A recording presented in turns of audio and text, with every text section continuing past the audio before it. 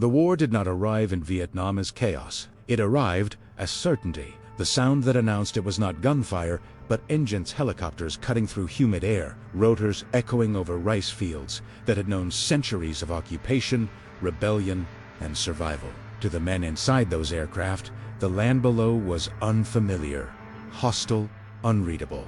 To the people on the ground, it was home, measured not in maps, but in seasons, ancestors, graves, and memory. American power descended, convinced it could impose order. Steel boots touched soil, already marked by footsteps older than any doctrine. The United States brought technology refined by victory, strategies shaped by wars that ended cleanly, decisively, with surrender and signatures. Vietnam offered none of that language. The jungle did not oppose the invasion. It absorbed Italiano leaves, swallowed sound, mud erased tracks. Heat pressed into lungs and thought alike. Radios crackled, then failed. Visibility collapsed into green walls that breathed and shifted. The terrain did not slow the war. It rewrote it. Power does not collapse all at once. It erodes. Decision by decision, mile by mile. In Vietnam, the United States brought match firepower, technology, and resources. Battles were won, enemies were counted, and yet control slipped through the jungle. I'm Ryo, and here we don't just ask how wars are fought, we ask where power breaks. American commanders spoke of superiority. Vietnamese fighters spoke of endurance. The difference was fatal. Battles erupted suddenly and ended quickly. Firepower overwhelmed positions that were never meant to be held. Artillery thundered. Airstrikes erased coordinates from maps. Each engagement ended the same way. American units withdrew, victorious by every measurable standard. And then, nothing changed. The enemy did not retreat in defeat. He dissolved, melted back into villages, forests, tunnels carved patiently beneath the earth. The war did not move forward. It circled, repeated itself, returned to the same places, the same names, the same hills that would be taken again and again, only to be abandoned because they meant nothing once occupied. Vietnam did not offer targets that mattered. There was no capital whose fall would end resistance. No army whose destruction would collapse the system. No line that, once crossed, would mean victory. The enemy did not defend territory. He defended continuity. Every Vietnamese village understood this instinctively. Civilians were not spectators. They were participants, willingly or not. Farmers carried rifles at night and tools by day. Children learned to recognize uniforms before they learned to read. Elderly men watched patrols pass, counting steps, memorizing rhythms. Information moved faster than bullets, quieter than radios. The entire country became a nervous system. American soldiers entered villages searching for enemies who did not present themselves. Every face could hide resistance. Every gesture could be warning or deception.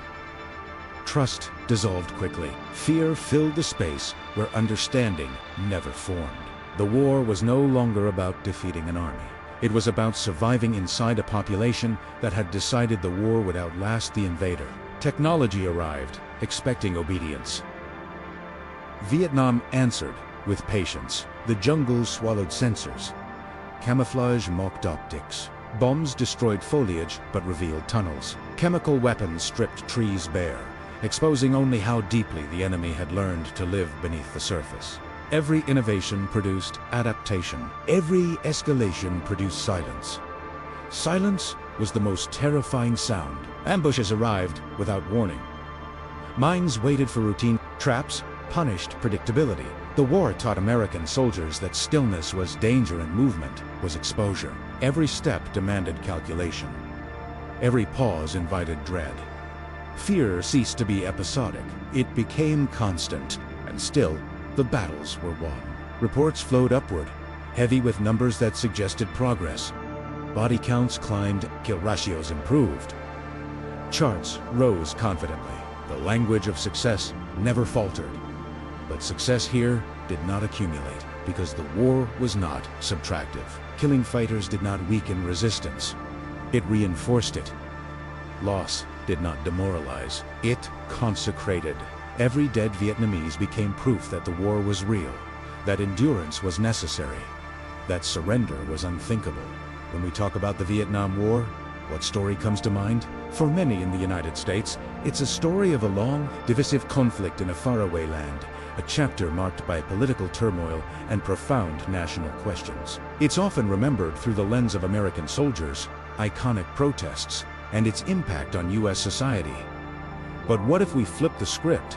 In Vietnam, the same war is called the American War, or more accurately, the Resistance War against America. For the Vietnamese people, it wasn't a distant conflict. It was a fight for national independence and reunification on their own soil. It was the culmination of decades, even centuries, of struggle against foreign powers. Two different names, two vastly different experiences of the same historical event. The erosion did not announce itself with defeat. It announced itself with repetition. Operations began to feel familiar before they felt purposeful. Patrols followed patterns that the jungle memorized faster than any manual. Villages were entered, searched, cleared, and left behind with the same unresolved silence they had held before. Each return felt heavier than the last, not because resistance increased, but because certainty diminished. The war no longer moved, it circulated. American soldiers felt it in their bodies before anyone named it. Fatigue that sleep could not cure. Tension that never released. The knowledge that no matter how well today's mission went, tomorrow would demand the same risk without promise of conclusion. The enemy was not beaten back. He was waiting. Waiting became the dominant force. Vietnamese fighters learned when to engage and when to vanish. They studied American patience and found its limits. They did not challenge strength directly. They challenged endurance. They let technology announce itself loudly, then attacked its predictability. Helicopters needed landing zones. Convoys needed roads. Fire bases needed supply. Every requirement became a vulnerability. In the dense jungles of Vietnam, the very rules of war were turned upside down. Power wasn't about armies clashing. It was about the ground beneath your feet. Mines weren't there to destroy, but to cripple, to slow down, to whisper that every single step could be your last. Traps weren't just weapons. They were a constant reminder that the jungle itself was the enemy. Fear wasn't a fleeting emotion, it was the air you breathed. American military doctrine, built on speed and initiative, was paralyzed. Move, and you walk into an ambush. Stay still, and you lose control. There was no winning move. Caught in this impossible tension were the civilians. They had to learn a new language of survival, reading danger in the way a soldier stood or spoke. But helping one side meant becoming a target for the other. Neutrality was a luxury no one could afford. Survival demanded a choice, even a forced one. And in that choice, everyone was changed forever. In Vietnam, America talked about winning hearts and minds, but the reality on the ground forced people into impossible choices. The more force used, the more resentment grew. Villages destroyed to deny shelter to the enemy didn't serve as warnings. They became symbols of the conflict's harshness. Every civilian casualty spread faster than any official report could explain. For the other side, propaganda wasn't necessary. The truth of the war was enough. Baik in the OSC, the war was explained with words that seemed logical but missed the essential truth. Metrics for progress multiplied, but none could measure what was truly being lost. Control. America was the strongest military force, yet it was reacting, not dictating. It was chasing a presence it couldn't shape, fighting yesterday's battles on today's terrain. Meanwhile, at home, the war arrived unfiltered through television screens. Images of burning villages and body bags contradicted official stories of liberation and progress. Trust eroded not just between the public and leaders, but between soldiers and command. The war demanded belief, but reality offered none. Thanks for watching. Vietnam was no longer just eroding American power abroad. It was reshaping American identity. The assumption that technological superiority guaranteed political success collapsed. The belief that force could impose order anywhere, under any conditions, dissolved. This was not a battlefield failure. It was a conceptual one.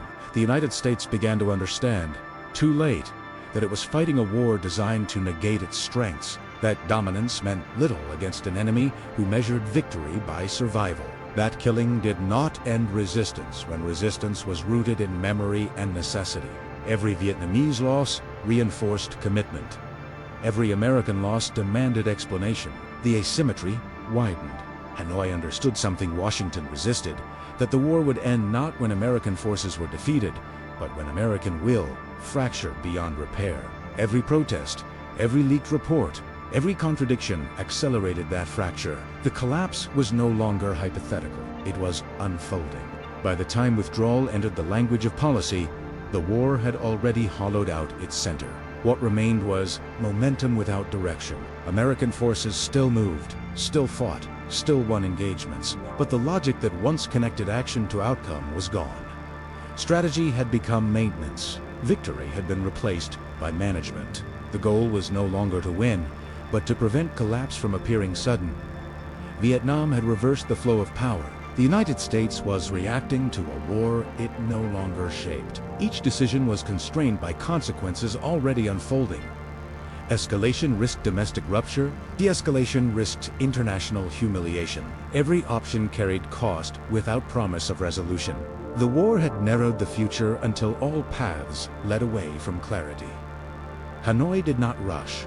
There was no need. The enemy understood that time itself was now a weapon. Every month, the war continued drained American resolve. Every year, deepened internal division.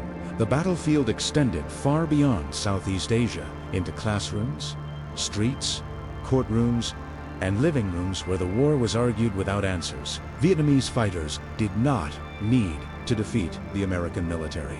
They needed America to defeat itself. And it was happening quietly.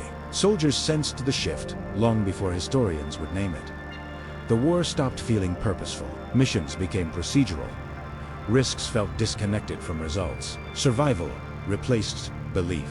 Morale thinned, not because courage vanished, but because meaning did. This was not collapse through panic. It was collapse through erosion. American power had always relied on confidence, not arrogance, but certainty. Certainty that effort produced results. Certainty that sacrifice accumulated. Certainty that victory, however distant, was real. Vietnam destroyed that certainty without defeating a single army. Civilians inside Vietnam continued to live inside the war's gravity. Entire villages existed as both refuge and threat, sanctuary and trap. The distinction between civilian and combatant dissolved completely. Everyone was watched. Everyone was suspected. Everyone carried the war in daily routine. The United States found itself fighting not an army, but a society prepared to endure indefinitely. Technology could not isolate the enemy without isolating the population. Bombing could not destroy networks that regenerated through family, memory, obligation. The war resisted reduction. It could not be simplified into targets that mattered. This was the final strategic failure. The United States had entered Vietnam believing power could impose structure. It discovered instead that structure could absorb power and return nothing but resistance. When withdrawal accelerated, it was framed as transition, as responsibility handed over, as dignity preserved. Linguists tried to control perception long after perception had escaped control. The final days in Saigon were not chaotic because of violence. They were chaotic because inevitability had arrived. The state that depended on American power collapsed the moment that power receded, not because South Vietnamese soldiers lacked courage, but because legitimacy cannot be transferred like equipment. It must exist before crisis arrives. Helicopters lifted from rooftops, carrying not defeat, but admission. Admission that the war could not be finished on American terms. The fall of Saigon did not shock those who had been paying attention. It confirmed what had been visible for years, that the war had ended conceptually long before it ended militarily. The collapse echoed outward. Allies recalculated. Adversaries studied. Movements across the world learned that endurance could neutralize superiority. That time could defeat technology. That a superpower could be drawn into a war where winning was irrelevant. Vietnam became instruction. It reshaped military doctrine, political caution, and public skepticism permanently. It marked the end of an era, where American power could assume its presence was inherently stabilizing. It introduced doubt into the core of strategy. The jungle had done what no enemy army could. This was the final strategic failure. The United States had entered Vietnam believing power could impose structure. It discovered instead that structure could absorb power and return nothing but resistance. When withdrawal accelerated, it was framed as transition, as responsibility handed over, as dignity preserved. Linguists tried to control perception long after perception had escaped control. The final days in Saigon were not chaotic because of violence. They were chaotic because inevitability had arrived. The state that depended on American power collapsed the moment that power receded, not because South Vietnamese soldiers lacked courage, but because legitimacy cannot be transferred like equipment. It must exist before crisis arrives. Helicopters lifted from rooftops, carrying not defeat, but admission that the war could not be finished on American terms. The fall of Saigon did not shock those who had been paying attention. It confirmed what had been visible for years, that the war had ended conceptually long before it ended militarily. The collapse echoed outward. Allies recalculated. Adversaries studied. Movements across the world learned that endurance could neutralize superiority. That time could defeat technology. That a superpower could be drawn into a war where winning was irrelevant. Vietnam became instruction. It reshaped military doctrine, political caution, and public skepticism permanently. It marked the end of an era where American power could assume its presence was inherently stabilizing. It introduced doubt into the core of strategy. The jungle had done what no enemy army could. This was the final strategic failure. The United States had entered Vietnam believing power could impose structure. It discovered instead that structure could absorb power and return nothing but resistance. When withdrawal accelerated, it was framed as transition, as responsibility handed over, as dignity preserved. Linguists tried to control perception long after perception had escaped control. The final days in Saigon were not chaotic because of violence. They were chaotic because inevitability had arrived. The state that depended on American power collapsed the moment that power receded, not because South Vietnamese soldiers lacked courage, but because legitimacy cannot be transferred like equipment. It must exist before crisis arrives. Helicopters lifted from rooftops, carrying not defeat, but admission that the war could not be finished on American terms. The fall of Saigon did not shock those who had been paying attention. It confirmed what had been visible for years, that the war had ended conceptually long before it ended militarily. The collapse echoed outward. Allies recalculated. Adversaries studied. Movements across the world learned that endurance could neutralize superiority. That time could defeat technology. That a superpower could be drawn into a war where winning was irrelevant. Vietnam became instruction. It reshaped military doctrine, political caution, and public skepticism permanently. It marked the end of an era where American power could assume its presence was inherently stabilizing. It introduced doubt into the core of strategy. The jungle had done what no enemy army could. It had exposed the limits of power. Vietnam did not prove that the United States was weak. It proved that strength, when misapplied, dissolves into exhaustion. The war ended not with surrender, but with departure. Not with victory or defeat, but with silence where certainty once lived. American power did not collapse in Vietnam because it was destroyed. It collapsed because it lost control of itself. The last sound of the war was not an explosion. It was the wind rushing past rotors as helicopters lifted away from a city that no longer belonged to anyone who could save it. Papers burned on rooftops. Radios fell silent. Doors were locked and left behind. The machinery of departure moved with urgency, but without panic, because panic requires uncertainty, and by then there was none. Saigon did not fall in battle. It emptied. What collapsed was not an army in formation, but a structure already hollow. Years of dependence on external power vanished in hours. Offices stood intact.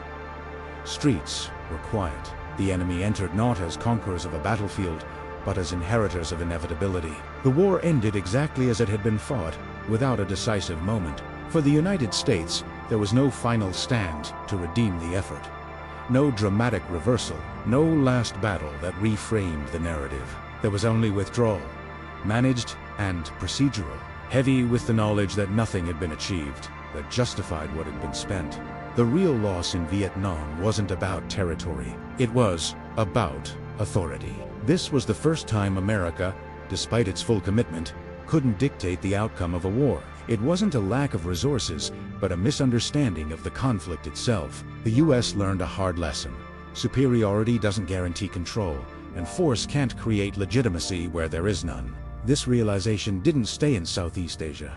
It came home, changing how America would approach future conflicts. It introduced hesitation into decisions, skepticism into public trust, and a deep caution into military doctrine. Every intervention since has carried the shadow of Vietnam, a haunting reminder that immense power can be spent without achieving any real resolution. Vietnam taught us that winning battles is meaningless if the war itself is undefined. Technology fails when it can't read the human terrain, and the people fighting for their very survival will always outlast an outsider fighting for strategy.